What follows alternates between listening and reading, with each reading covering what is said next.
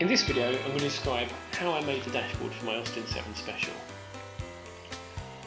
I started first by putting in the mounting points for the dashboard. This gave a solid sort of absolute reference point for the rest of the work. So before I put the template in, I actually decided what plane I wanted the dashboard in.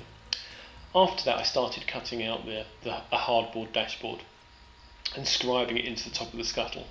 I found it a lot easier. I tried to do it in one piece to start off with, but I found it much easier in the end to do it in two pieces.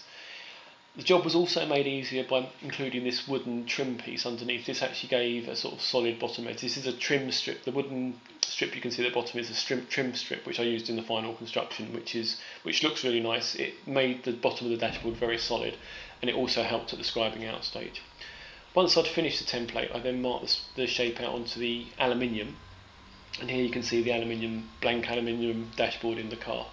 So I got this all done first before actually designing the dashboard, just so I could actually get the shape exactly, because I think on the sort of one-off manufacturer it's very difficult to know exactly what you're dealing with until you've got the shape actually fitted to the car, and then that's absolute.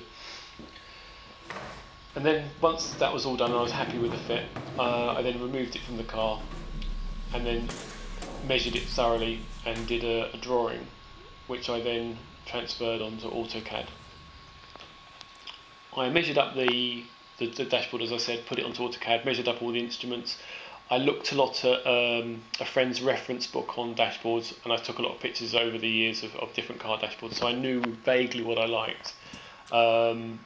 And here's the dashboard on the screen showing what the configuration, which is quite similar to what I went for in the end. And I put the glove box in, not so much because I wanted a glove box, because I didn't want the complication of making a glove box, but it was more just to balance the aesthetic of the dashboard. So this is here me drawing up all the different options, and this is the one on the screen now is close to the one I actually went for, with the Austin 7 switch panel in the centre. Once I'd actually done this, I then printed out I printed out this one-to-one, cut a paper template, and started. I positioned these paper templates on the dashboard. I printed up a couple of options just to see which one looked better, and then I could actually position these pieces of paper on the aluminium dashboard to see which one I liked best. I think the design stage is really important. I think everyone's seen kit cars or specials with awful dashboards, and the dashboard's actually quite a large area of what you see of the car, and it's quite important, I think, to get the dashboard correct. It's as important as a lot of the body styling. Also, I spent a lot of time choosing instruments. I wanted to use a rev counter, but I couldn't afford originally a really decent Austin's sort of period rev counter, so I did muck around with a later one, but eventually I did go over for an older instrument. So once I decided on which one I wanted to use, I took it all up to the workshop and started positioning it, drawing around everything, ready to start cutting. Now I prefer cutting sheet aluminium with a jigsaw. There are various tools. There's nibbling tools, which I find a bit cumbersome. They don't tend to leave a very nice edge, and then you've also got tin snips, but I find tin snips really distort the metal. So generally I use a jigsaw, and it works really well as long as the blade, you've got a metal cutting blade which is really sharp, and then also putting a really thick piece of wood underneath the aluminium to support it, because otherwise what happens is sometimes the blade catches and starts vibrating the aluminium. And here you can see I've got it really nicely firmly clamped to the bench with a thick waster board. Generally, if you really take your time on it, you can get it pretty close to right first time with just a bit of finishing with the file afterwards. So here I am cutting out the main dashboard hull. Now the reason I'm cutting out the whole hull is that I decided to recess the dashboard with the instruments in, which is probably not a great, this is a 1930s car, which is maybe not a great period thing, but I actually like the look of it. And it also meant it spaced the instruments further back for the dashboard lights to actually shine on the instruments rather than across the instruments. Because the dashboard lights I went for in the end were ones that lit the face of the dashboard, not ones that lit from behind the instruments. And here's the final dashboard with all the holes cut out. The holes around the edge of the dashboard the instrument cluster are countersunk holes for countersunk dome brass screws. It's a bit of a Wallace and Gromit look, so there's loads of screw heads, but I quite like this. I quite like the sort of nut and bolty look.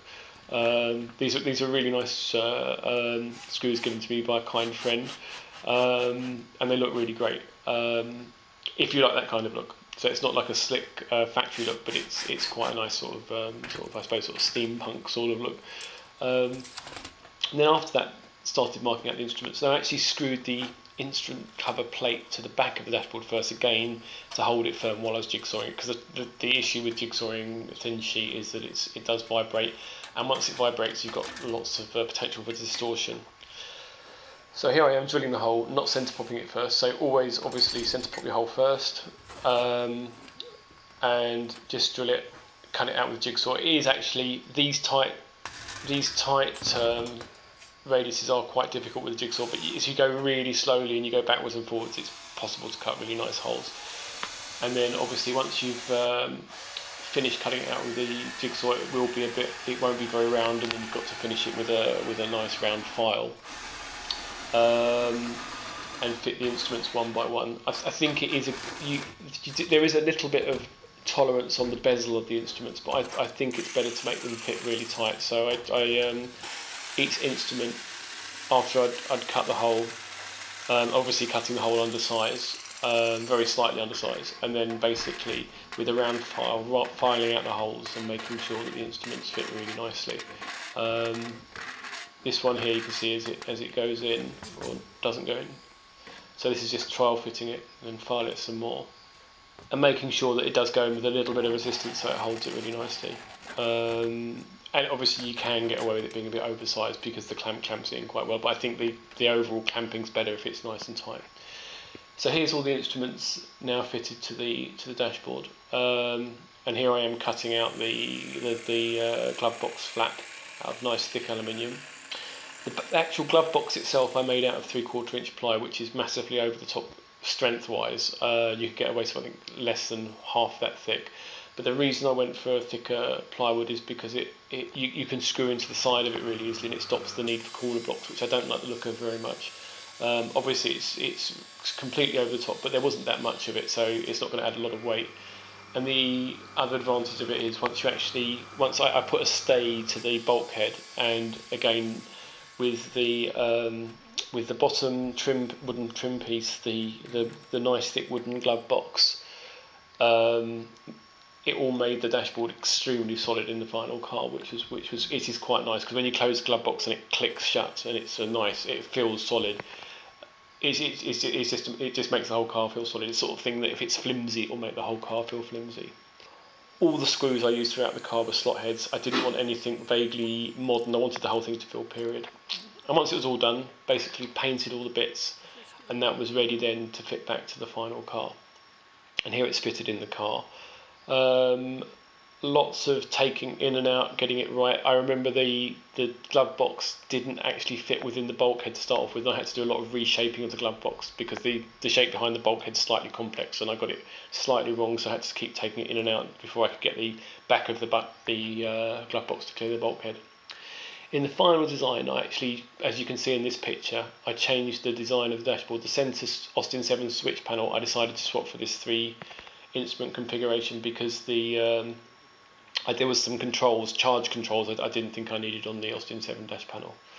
And here's the finished dashboard. You can see the instruments are slightly different from the ones I originally made the dashboard with, and I was quite happy with it. I think it looked quite nice. And then on the whole car you can see how the dashboard fits into the styling of the overall car.